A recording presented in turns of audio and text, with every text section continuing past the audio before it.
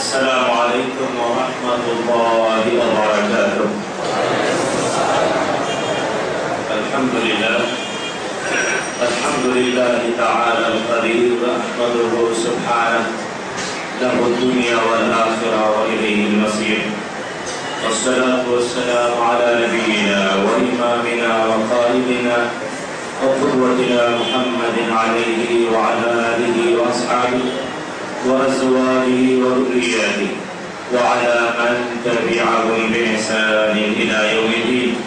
اللهم اجعلنا معهم بمنك وكرمك يا أكرم الأكرمين. أما بعد، মসজিদ বাইতুল হক ও মাদ্রাসা দারুস সুন্নাহ কমপ্লেক্স কর্তৃক আয়োজিত রমাদানের গুরুত্ব ও তাৎপর্য শীর্ষক আলোচনা ও ইফতার মাহফিলের জনাব সভাপতি আমার অনেক দিনের পরিচিত বন্ধুবর ডক্টর মোহাম্মদ রইসুদ্দিন ভাই, প্রধান অতিথি, বিশেষ অতিথি, অতিথি আলোচনা করব। বিশেষ করে আমার আগে যিনি বক্তব্য রাখেন আমাদের শিক্ষক, যদি সরাসরি আমি তার কাছে পড়ে নিই, কিন্তু বয়স, জ্ঞান, গুণে ওনারাই আমাদের শিক্ষক, ওনারা আমাদের সনদ, ওনাদের থেকেই তো শিখে আমরা বলি। প্রফেসর ডক্টর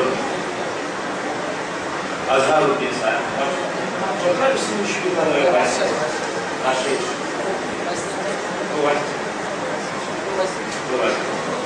আরো অনেকগুলো মায়ের রয়েছেন। আমার আগে আরো অনেকই বক্তব্য বলে গেছেন। আমি একটু ক্ষমা চাই যে আমি অনেককে চিনি না, আমি ছোট মানুষ বলে অনেককে চিনি না, আমাকে হয়তো অনেকে ছিলেন, এটা ক্ষমা সুন্দর দৃষ্টিতে দেখবেন।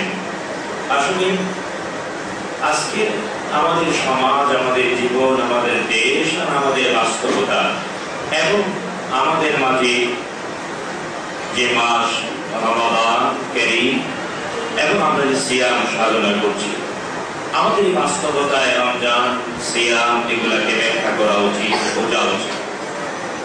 কারণ প্রত্যেকটা ইবাদতের মাকসাদ রয়েছে। ইবাদতের মাকসাদ বা টার্গেট বা কেন আমি ইবাদত করবো বোঝা উচিত। আমরা দুর্ভাগ্য অনেক ইবাদত করি, কিন্তু মাকসাদ বা টার্গেট বা উদ্দেশ্য না জানার কারণে অনুষ্ঠান সর্বস্ব হয়ে যাচ্ছি আমরা। এবং এই জন্যে সংখ্যায় সারা পৃথিবীতে মুসলমানরা মানে থার্ড পজিশনে, সকল মুসলমান সংখ্যায় থার্ড পজিশনে, কিন্তু সংখ্যার দিক থেকে এত বেশি হওয়া সত্ত্বেও আমাদের যে এই পৃথিবীতে মর্যাদা, সম্মান এবং অধিকার থাকার কথা ছিল তা নাই। ঠিক আছে, নিজের দেশ, নিজের সমাজ, নিজের পরিবারের দিকেও যদি তাকাই, আমরা কে কতদূর ভূমিকা রাখতে পারছি, কতদূর মূল্যায়িত হচ্ছি, কতদূর আমাদের সম্মান, এটা যদি প্রশ্ন করি তাহলে কেবল সুন্দর সুন্দর উত্তর আসে। তাই আমি আমার নিজেকে বলি, আপনারাও যদি উপকৃত হন, যে আমাদের প্রত্যেকটি কাজের জন্য কেন করছি কাজটি তা বোঝা উচিত।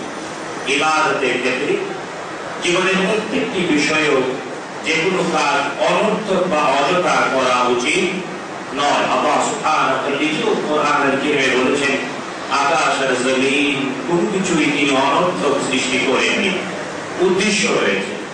কিন্তু আমরা নামাজ পড়ি, মানুষের নামাজ পড়ে তাই আমি করলাম, মানুষে রোজা রাখতে আমি রোজা রাখলাম, মানুষে এই করে আমি করলাম, তাই কি হবে?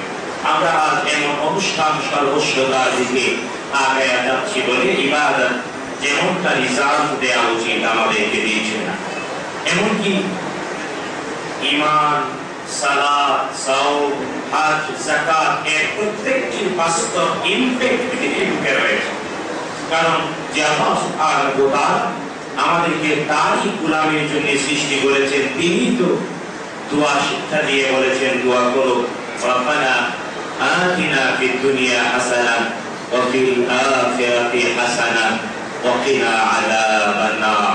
আল্লাহ তাআলা তিনি দুনিয়া এবং আখিরাতে পার্থক্য করেন নাই, একই লাইনে একই সমান্তরাল বাস্তবতায় রেখে আল্লাহ তাআলা দুনিয়ার হাসানাত চাইছে চাইতে আদেশ করেছেন, সবচেয়ে শিখিয়েছেন। আখিরাতের হাসানাও তার কাছেই চাইতে বলেছেন এবং বলেছেন জাহান্নাম থেকে চাইতে।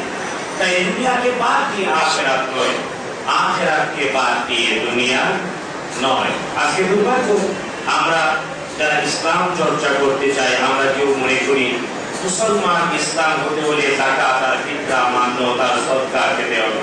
মাদ্রাসা মানে যাকাত ফিতরা মাদ্রাসা মান্যতে গেল।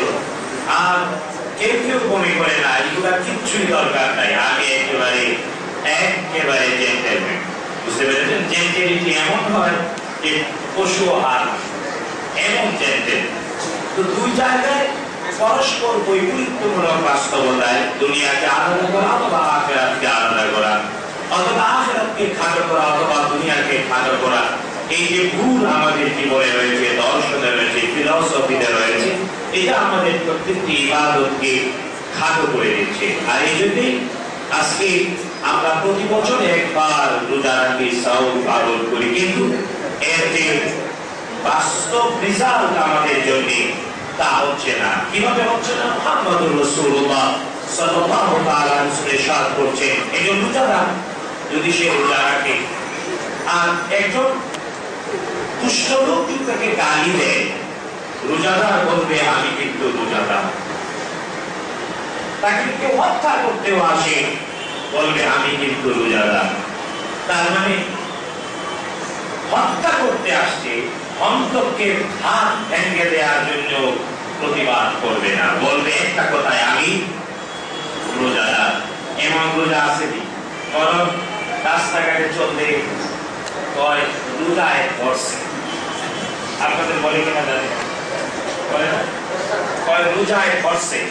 কারণ ইফতারের টাইম যত ঘনায় আসে মেজাজ তত খিটখিটে হবে, 56 হবে। বুঝতে পারেন? এক যুগে যুগে ঝগড়া রাস্তাঘাটে, হুজুররাও এর থেকে পালিয়ে না। রাগ করবেন, মনে করবেন না আপনাদের বলেছি আমরা পার না, হুজুররাও আছে।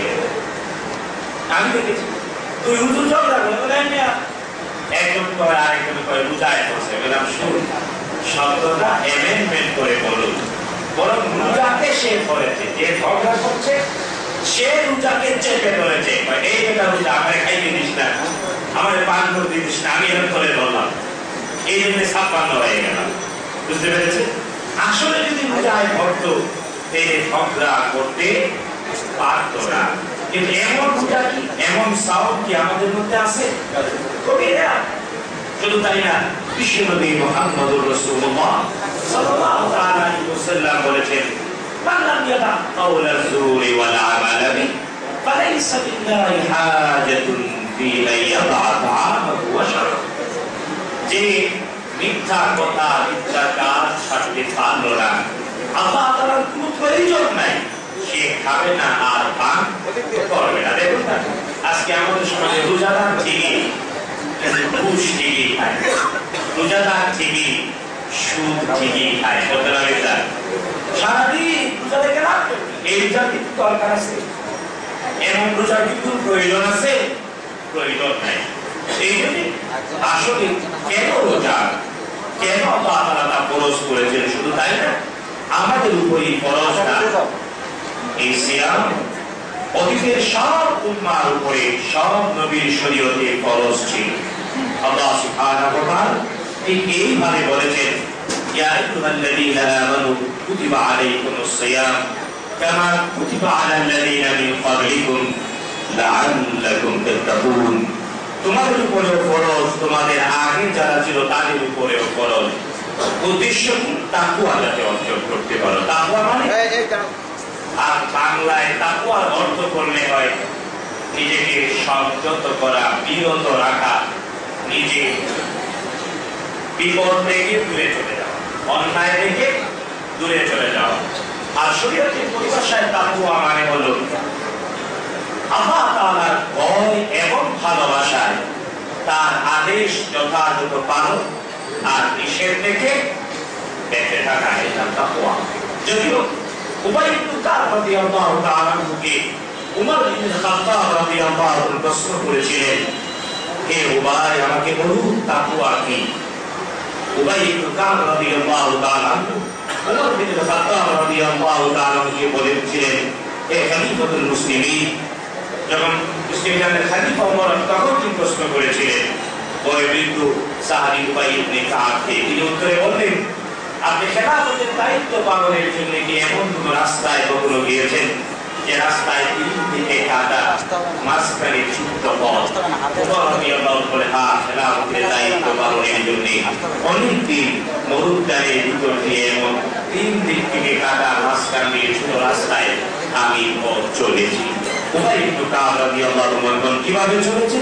ওমর রাদিয়াল্লাহু বললেন, আমি তখন এমন ভাবে গিয়েছি যাতে কাদা আমাকে না ধরে, আমিও কাদার গায়ে না লেগে যাই। উবাই ইবনে কাব রাদিয়াল্লাহু বলেন, এর নাম তাকওয়া।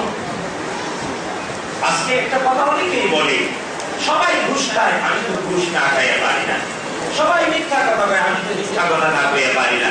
সবাই মানুষের সম্পদ আত্মসাৎ করে, আমি তো না পারি না।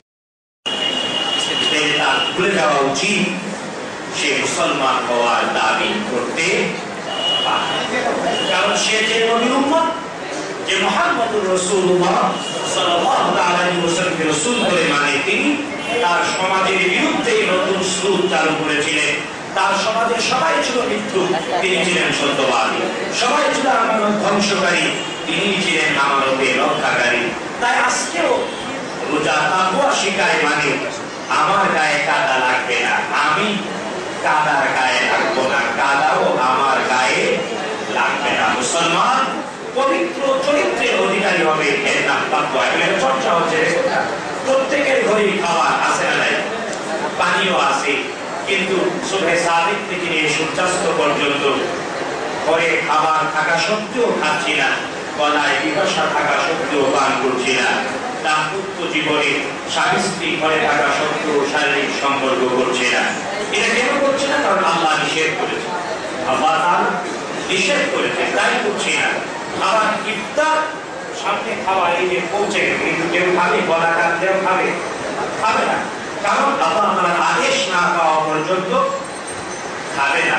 30 দিন পর্যন্ত বা 29 দিন পর্যন্ত যদি অভ্যাস চর্চা করে যে আল্লাহ আদেশ পালন করতে, নিষেধ থেকে বেঁচে থাকবে, এতে কেন জীবনের প্রতি উঠতে পারবেন না, কেন মিথ্যা কথা ছাড়তে পারবেন না, ঝগড়া ছাড়তে পারবেন না, ঘুষ ছাড়তে পারবেন না, সুদ ছাড়তে পারবেন না, সম্পদ আত্মসাৎ করা ছাড়তে পারবেন না।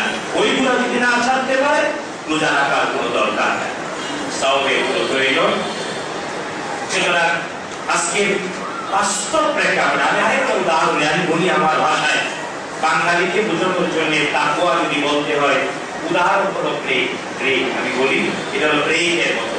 গাড়ি আপনারা চলেন না, গাড়ি অনেকের গাড়িগুলো আছে। বাংলাদেশ এত অসহিষ্ণু, রাস্তাঘাটে চলতে গেলে, বিদেশে মাশাআল্লাহ সবাই লেনে লেনে লাইনে লাইনে চলে। ঢাকা শহরে লেনে লেনে লাইনে লাইনে গাড়ি চালানো বড় কঠিন, ঠিক না বেটি? কখন কোন দিক থেকে এসে উপরে উঠবে কেউ জানে না, কিন্তু তারপরেও ঢাকায় লক্ষ লক্ষ গাড়ি চলে, অ্যাক্সিডেন্ট খুব কম হয় না, খুব কম হয়, খুব কম। কারণ কি? সবাই ব্রেক, সবাই কি করে, আরেকটা গাড়ি উপরে আসতেছে যাতে আমার গাড়ি টাচ না করে আমার ড্রাইভার ব্রেক করে, ওইটাও ব্রেক। বুঝতে পেরেছেন? মাঝে মাঝে অ্যাক্সিডেন্ট হয় কেন? লেখে পত্রিকায় নিয়ন্ত্রণ হারিয়ে হাতে পুড়িয়ে দিয়ে। তো জীবনের নিয়ন্ত্রণ গ্রহণের জন্য রোজা বা সাওম, যেমন গাড়ি নিয়ন্ত্রণ রক্ষার জন্য ব্রেক। একজন মুসলমান যে রোজা রাখে, সে তাই যত অপরাধ দেখবে তাই সে আর সামনে আগাবে না, কারণ রোজাটাকে শিক্ষা দেয়। আজকে এমন রোজাদারের সংখ্যা কম। সুতরাং আমরা আলেম ওলামা, হুজুর থেকে শুরু করে গায়ের হুজুর সবাই এই করে। কতজন হুজুরও যেমন আছে যে সিন্নি দেখতে 3 লম্বা করে না, বুঝতে পেরেছেন? ঘুষ করে 10 লম্বা সালাম দেয়, তারপর দিয়ে তার ছেড়ে দেয়, ঠিক আমরা ভাগ করে দেওয়া। ঘুষ করে দেখতে হুজুর লম্বা সালাম করে, এরা লম্বা টাকা দেয়, ঠিক হবে কি? তো হুজুরে তো ঠ্যাং ভাঙা উচিত থাকে। এই হুজুররা যদি ঠিক হতো, মানুষ আলিমের যাবে না। তাই এটা আমার আপনারা কই না, আমি নিজে কই না, আপনারা কই না, অপরাধ একই মুশকিল হলে সমালোচনা করা যায়। এটা বলছি সংশোধনের জন্য, তার মানে আপনাকেও ছেড়ে দিচ্ছি না, আপনাদেরও ঠেঙ্গে করা উচিত, আসার দেওয়া উচিত, ঠিক আছে? নামাজ পড়ে আপনাকে নিয়ে আছে, নামাজ তোমাকে অশ্লীলতা থেকে বাঁচাতে পারে না। আল্লাহ তাআলা স্পষ্ট বলেছেন, ইন্নাস সালাতা তানহা আনিল ফাহশাই ওয়াল মুনকার, নিশ্চয়ই নামাজ মন্দ আর অশ্লীল কাজ থেকে বিরত। প্রথম কাতারে দাঁড়ায় নামাজ পড়ে বেরিয়ে আসে সেই মিথ্যা কথা, দুই নাম্বারই পূজনে কম, তারা করে আমরা করি, আপনারা করে, ঠিক আছে? এমন আমাদের কোনো দরকার আছে? বরং আল্লাহ তাআলা দোয়া শিখিয়েছেন, ইমাম যারা দোয়া করো, ভালো মানুষের ইমাম। আমি তো তাই বলি, আমি ঘুষ করে ইমাম নই, সুদ করে ইমাম নই, মৃত্যুকের ইমাম নই, বুঝতে পেরেছেন? আল্লাহ তাআলা দোয়া শিখিয়ে বলেছেন, ওয়াজআলনা লিল মুত্তাকিনা ইমামা। আল্লাহ তাআলা তোমাকে যে ভয় করে, যার মধ্যে তাকওয়া আছে, তার ইমাম বানাও। বলেন আমিন। আমাদের ইমাম মুত্তাকিনের ইমাম হবে, আমরাও হব মুত্তাকি। বলেন আমিন। করছেন কেউ গুসা করছেন, রাগ করছেন নাকি?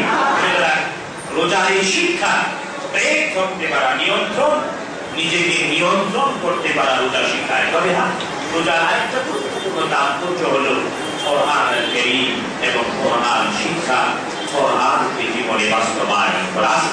আমরা মুসলিম জাতি ধ্বংসের বড় কারণ আমাদের জীবনে কোরআন নাই, কথায় কোরআন নাই। ওয়াজ করবে 2-3 ঘন্টা, করবে সমানে এমন সব বক্তৃতা, সব কোরআনের বিরুদ্ধে। টেলিভিশনে কোনো শব্দ আপনারা করে না, আমাদের খারাপ কাজ করবে, চিন্তা গেলে আর কি বলবে। আদম আলাইহিস সালাম নাকি 360 বছর এক পায়ের উপর দাঁড়ায় দোয়া করছে, শেষে নাকি মুহাম্মদ সাল্লাল্লাহু আলাইহি ওয়াসাল্লামের নামটা স্মরণ হয়েছে আর দোয়া করছে, দোয়া কবুল হয়েছে। আর ওই পায়ের ছা বাইনা দেখাই গেছে টেলিভিশন।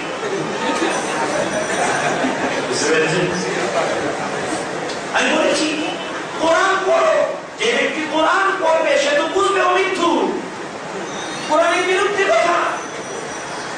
সুতরাং এটার জন্য আমার ওয়াজ করার দরকার নাই, নিজের দায়িত্বে সবাই কোরআন শরীফ পড়া উচিত, কোরআন কারীমকে অধ্যয়ন করা উচিত, ঠিক আছে? কিন্তু আজ আমরা কতজন কোরআন কারীম অধ্যয়ন, বরং কোরআনকে শরীফ বানায়া থাকের উপর রেখেছে, থাকের উপরে বেলের কাপড় দিয়ে কোরআনের অধ্যয়ন আমাদের মধ্যে নাই। কয়েকজন মুসলমান প্রতিদিন, আমি যদি প্রশ্ন করি এখানে যারা ইফতার করতে আসি, পরিবারের সবাই বিগত এক সপ্তাহে পরিবারের সবাই কোরআন কারীম পড়েছে, যদি হাত উঠাতে বলি কয়টা উঠবে? আমাদের মতো মুসলমান থেকে লাভ আল্লাহ দুনিয়া খাইয়া পুরা নষ্ট করে শেষ, কি জবাব দেবে? সুতরাং যার জীবনে কোরআন আসলে মানুষ নয়, আল্লাহ তাআলা কোরআন কারীমে নিজে ভালোবেসে সৃষ্টি করা মানুষ। আমরা যারা মানুষ, আমাদেরকে 3টি পরিচয়ে পরিচিত করিয়েছেন। এক নাম্বার, আল্লাহ সুবহানাহু ওয়া তাআলা বলেছেন অনেক মানুষ দেখতে দেখা যায় মানুষ, আসলে হলো শয়তান। কে বলেছেন? আমি এই 10 নম্বরে থাকতে এই কিন্তু ছিলাম, আসলে 2 পায়া শয়তান। কয়েকদিন ধরে গায়ে রাখছিল, হুজুর আপনি মানুষের শয়তান পেলেন, আমি করি নাই, আল্লাহ তাআলা করেছে। আল্লাহ তাআলার বিরুদ্ধে কেস মামলা আল্লাহ সুবহানাহু ওয়া তাআলা সাক্ষাৎ শয়তান, এমনকি জিন শয়তানের আগে 2 পায়া শয়তানের কথা বলেছেন। সুতরাং এটা কোরআনে আছে না? আল্লাহ তাআলা বলেছেন কেউ কেউ মানুষ, তবে আসলে সবাই মানুষ না, দেখতে শয়তান আছে। শায়াতিনাল ইনসি ওয়াল জিন, মানুষ শয়তান এবং জিন শয়তান। তার মানে শয়তান পরিচয় পাইলাম, এক হচ্ছে শয়তান। আরেকবার আল্লাহ তাআলা বলেছেন দেখতে মানুষ দেখা গেলেও ওরা গরু ছাগল ভেড়ার চেয়ে কাল আনআম বাল হুম আদাল, গরু ছাগল ভেড়ার চেয়ে নিকৃষ্ট।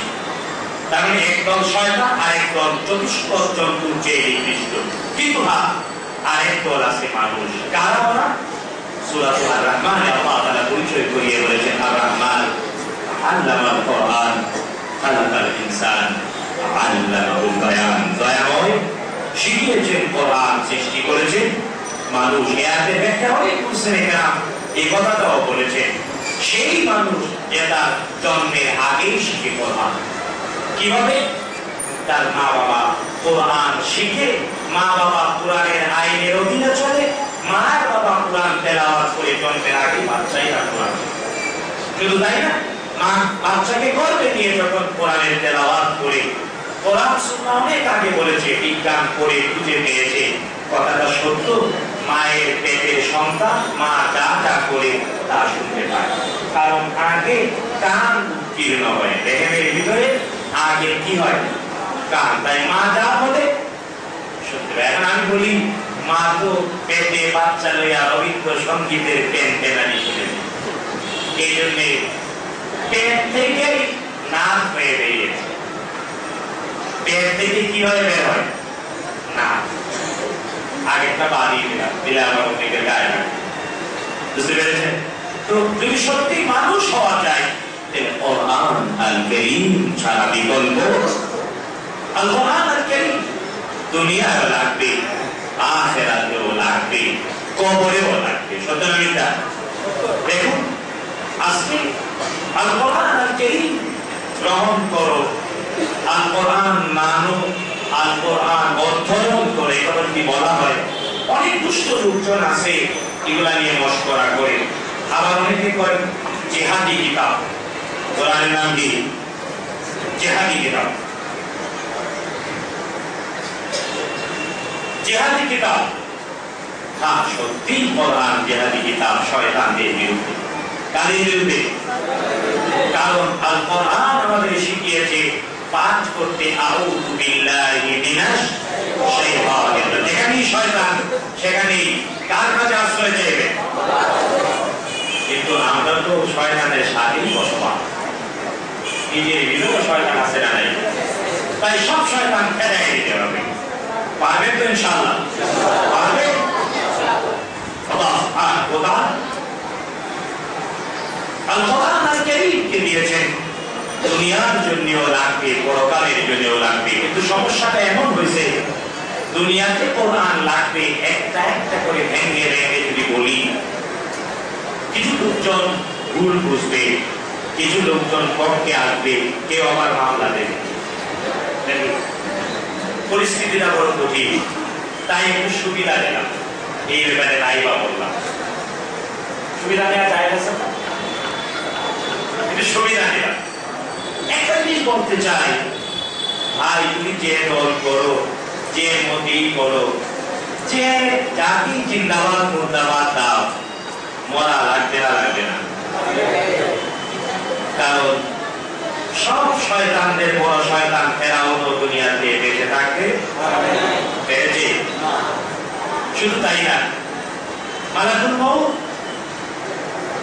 মাত্র এই পৃথিবীতে 3 জনের কাছে এসে অনুমতি চেয়েছেন 2 জনের কাছে লজ্জা পেয়েছেন একদম পিটনি দিয়ে পিটনি বিশুদ্ধ ঘটনা আদম আলাইহিস সালাম 950 বছরে মালাকুল মউত আসলে আদম বলেন ইসলাম করে যাও 50 বছর বাকি আছে আদম তুলে গেলেন আল্লাহ বললেন পরে তুলে থাকতে দাও 1000 বছর বয়সে আর কি করবে না মুসা আলাইহিস সালাম মালাকুল মউত আসলেন দেখায় দেয় বললেন মালাকুল মউত এমন জুড়ে থাপ্পড় বসলেন মুসা আলাইহিস সালাম মালাকুল মউতের চুপ অন্তর করত গল্প নয় সত্য ঘটনা কোরআন আল কারীমের বই বিশুদ্ধ হাদিস মালাকুল মউত আল্লাহ তাআলা ফাহমাতা কেরকাম দইরা কে খাইলা কি আল্লাহ তাআলা বললেন আদম রে কত যা এই যে বলি মুসা আলাইহিস সালামের মতো আলেম ওলামা থাকা উচিত আলেম ওলামা মুসা আলাইহিস সালামের মতো ব্যক্তিত্ব থাকা উচিত অসম্পকে থাপ্পড় মারার যোগ্যতা থাকা উচিত ঠ্যাঙ্গে ধরে আসার দেওয়ার যোগ্যতা থাকা উচিত কারণ এই ভিসা বেড়াল মার্কা মৌলবী হলে দরকার নেই ইসলামের ঘটনা মুসা আলাইহিস সালামের মতো সেমিনে থাকা উচিত মালাকুল মউত বিপি খায়া এবার সুজা হয়ে আসে কই মুসা আলাইহিস সালাম আল্লাহ তাআলা বলছে তুমি বকরি বা গরুর পিঠের উপরে হাত রাখো, যতগুলো আগে নিতে বলবে তত বছর পারবা। তারপরে যেহেতু বড় নেগরি মসজিদ যায় আর বাঁচতে মুহাম্মদুর রাসূলুল্লাহ সাল্লাল্লাহু আলাইহি ওয়াসাল্লাম মালাকুল মউত এসেছেন জিবরিল আলাইহিস সালামের সাথে। আর ইদ্রিস আলাইহিস সালাম তিনি মালাকুল মউতের সাথে বন্ধুত্ব বেঁধেছিলেন। এই পৃথিবীতে আর কাউকে মালাকুল মউত জিজ্ঞাসা করবে না, ওকে চিঠিও দেবে না, দেবে না। তখন বলবো জানি না, যত নেতা পেতা দল পর যাই করে মরতে হবে না, হবে না? গুরুরা মরছে না, মরে নাই? আগে এরা তো মরছে, এরাও তো মরবো। আমি তুমি শুনো, মাঝখান দিয়া সহজ একটা ওয়াজ করি কোরআন আর কারীমের ব্যাপারে। বন্ধু তুমি যাই হও, কোরআনকে জেহাদি কিতাব কও আর মামলা দাও, কামলা দাও, যাই দাও, শুনো মরতে হবে না। মরলে পরে কবরে ধুইয়া অথবা ধোয়ার আগেই তোমাকে ডিভিশন দেবে কি দেবে না, এটা নিশ্চিত করার জন্য প্রশ্ন করবে, করবে না, করবে না? এখন আমাদের সমাজে সবাই খালি তিনটা প্রশ্ন, কিন্তু ভুল। আসলে প্রশ্ন করবে কয়টা? কয়টা? এবং আসল প্রশ্নে প্রশ্ন করে মানলাম তোমার রবকে। এবং বলেন বাংলাদেশে কত দল করে আর কি, যত যেই ভুল না কেন প্রশ্ন করবে না, হ্যাঁ? তোমার রবকে আপনারা উত্তর দিতে পারলেন রব্বি আল্লাহ। 2 নাম্বার হলো মরা দিন, তোমার দিন কি, জীবন আদর্শ কি ছিল, হলো দিন আল ইসলাম। 3 নাম্বার হলো মহাদেশ ছিল না হয় চিনলেন, কিন্তু আরেকটা আছে, কইব ঠিকানা দিয়ে দাও, কেমনে কইলা তোমার রব আল্লাহ, কেমনে জানলা তোমার দিন আল ইসলাম, কেমনে জানলা তিনি মুহাম্মদ সাল্লাল্লাহু, ঠিকানা দিয়ে দাও। তখন যে 3টি প্রশ্নের উত্তর দিতে পারবে অথবা দিতে চাইবে, সে চতুর্থ প্রশ্নের উত্তরে বলবে আমি কোরআন তেলাওয়াত করেছি, বিশ্বাস করেছি, আমল করেছি, তাই দিতে পেরেছি। তাই কোরআন আল কারীম লাগবে না, লাগবে না? নাকি হুজুর সব গুল্লা একসাথে দিয়ে দেবে? কারণ হুজুরের খবর নাই, হুজুরই মালাকুল মুনকার নাকির দেখলে ঠিক থাকবে না, পাইলে বাইরে খবর। বুঝতে পেরেছেন? আছে অনেক কয় পাইলে তুই বেশি কথা, আমার বেশি কথা কও। শুনো, এরা তো কপাল পুরা, আমরা তো জান্নাতের দরজা পর্যন্ত আগাইনি, ঢুকতে পারে কপাল পুরা। এরপর কপাল পুরা হুজুরও আছে, কপাল পুরা বান্দিত আছে না নাই? সব কপাল পুরারে বলি, যদি সত্যি চিরন্তন চিরস্থায়ী জীবনে সুখী হতে চাও, ধরো কোরআন আল কারীম, বিশ্বাস করো যথাযথ, এবং কোরআন আল কারীমকে আমল করো। কোরআনকে জিহাদি কিতাব কইয়া মামলা দিও না, কারণ তুমিও মরতে হবে না, হবে না? এই হাদিসে অপরাংশে রয়েছে যে প্রশ্নের উত্তর দিতে পারবে না, তাকে ফেরেশতা প্রশ্ন কেন দিতে পারো নাই, সে বলবে আফসোস, আমি কোরআন আল কারীম পড়ি নাই, বিশ্বাস করি নাই, আমল করি নাই। এই রমাদান কারীমের মধ্যে কোরআন আল কারীম আল্লাহ নাযিল করেছেন। আজকে আমরা সবচেয়ে বেশি ঘৃণিত অথবা অপমানিত অথবা অধিকার বঞ্চিত, কারণ আমাদের মধ্যে আল কোরআন আল কারীম নাই। শুধু তাই না, আমরা যারা মুসলমান বলে দাবি করি, বিরাট একটা অংশ আছে প্রচার করে কোরআন খুব কঠিন, ধরা যাবে না, ছোঁয়া যাবে না, খালি হুজুররা পড়বে, আর মল্লে করে সবিরা পড়া, আর মাদ্রাসার ছাত্ররা আমরা পড়াবো।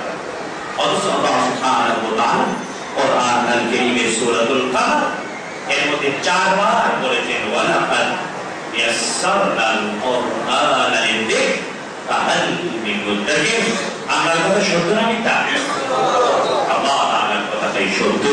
সুতরাং আজকে সবাইকে তাবলীগে নেমে যাওয়া উচিত, কোরআন আল কারীম নিয়ে আল কোরআনের তাবলীগ করা উচিত, আল কোরআনকে পৌঁছে দেওয়া উচিত সবার ঘরে ঘরে, সবার ঘরে ঘরে বারবার পড়া উচিত, বোঝা উচিত। তাই মানুষ নিজের থেকে নিজে সংশোধিত হবে, নিজেও জাহান্নাম থেকে রক্ষা পাবো, দুনিয়ায় সফল হব, আখিরাতেও সফল হব। কিন্তু আমি যদি বলি আমার নিজেকে আপনাদের সবাইকে, কে কে রাজি আছে আজকে এই মুহূর্ত থেকে এই সিদ্ধান্ত, এই তওবা করতে যে রমজান আর যে কয়দিন, কারণ এমন মুসলমান আছে যদি আমি দাঁড় করাই যে কয়জন শুদ্ধ করে আল কোরআন আল কারীম পড়তে পারেন? অবশ্যই খুব কম সংখ্যক। যদি প্রশ্ন করি 30 পারা কোরআন 114 সূরা আল কোরআন আল কারীম একেবারে তারতিলের সাথে তেলাওয়াত করতে পারেন এমন কয়জন আছেন?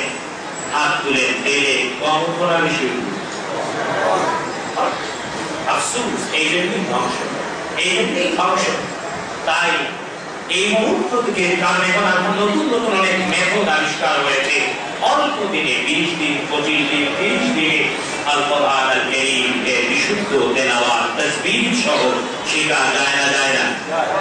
তাই আজকে নতুন করে ষড়যন্ত্র শুরু হয়েছে, ঘরের ভিতর এবং বাহির থেকে, মুসলমান এবং গায়ের মুসলমানদের থেকে ষড়যন্ত্র, যাতে করে আল কোরআন আল কারীম থেকে আমাদেরকে দূরে সরায় রাখা যায় এবং ষড়যন্ত্রকারীরা সাকসেস আমরাই হয়েছি।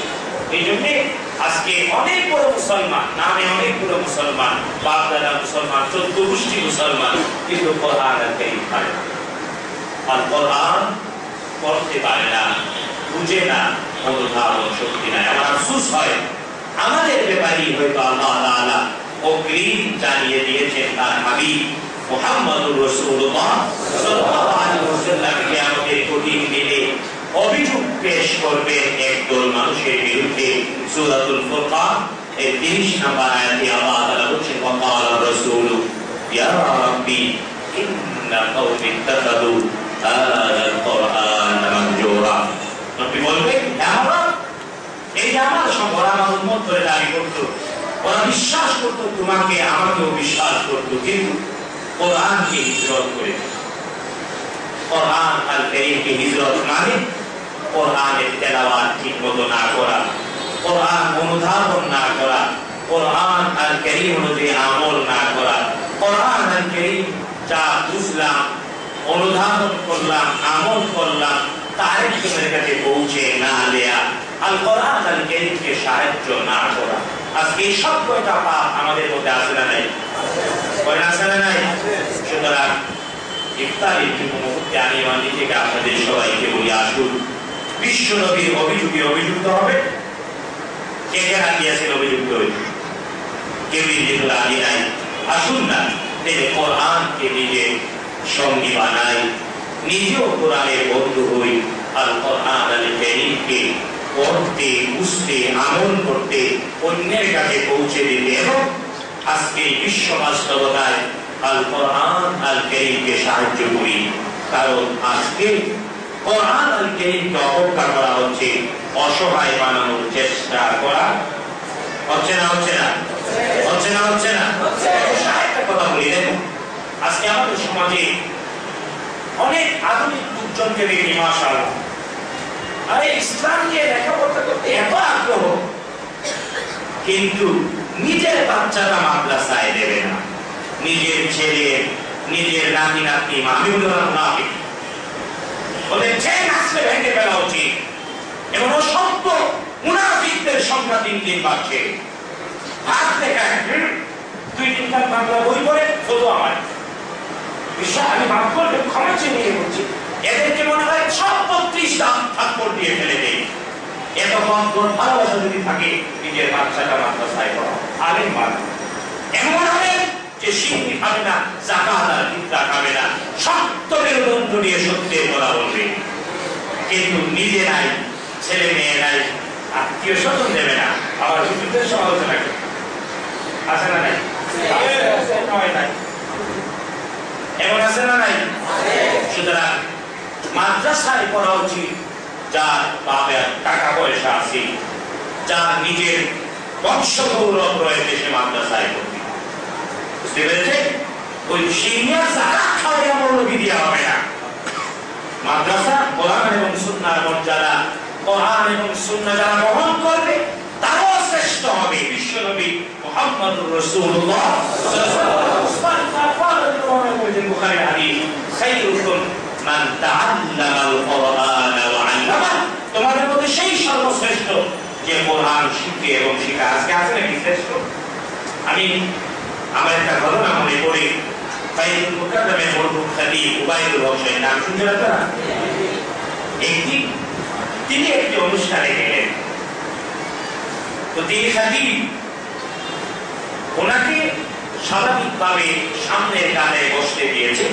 মঞ্চে মাত্র 3টা চেয়ার, 2জন মন্ত্রী আমন্ত্রিত, 2জন মন্ত্রী আর একজন সভাপতি, 3জন মন্ত্রী। খতিব সাহেব জিজ্ঞাসা, ওই মেয়েরা আমরা এখানে বসতে দিলাম, ওইখানে কারা বসবে?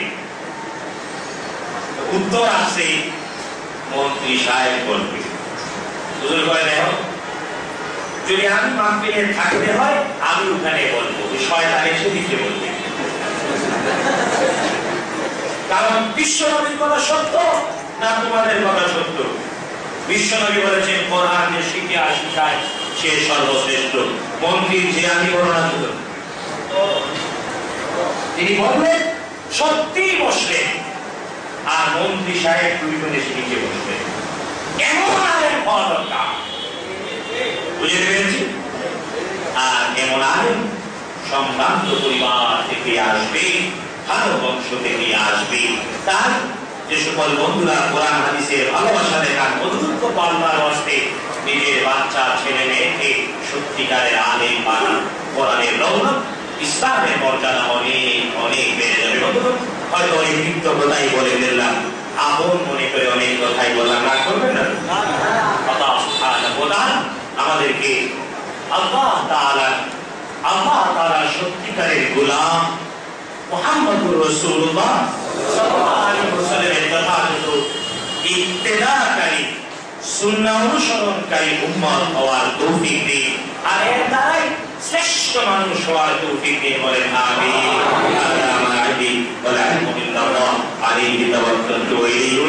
আসসালামু আলাইকুম ওয়া রাহমাতুল্লাহ।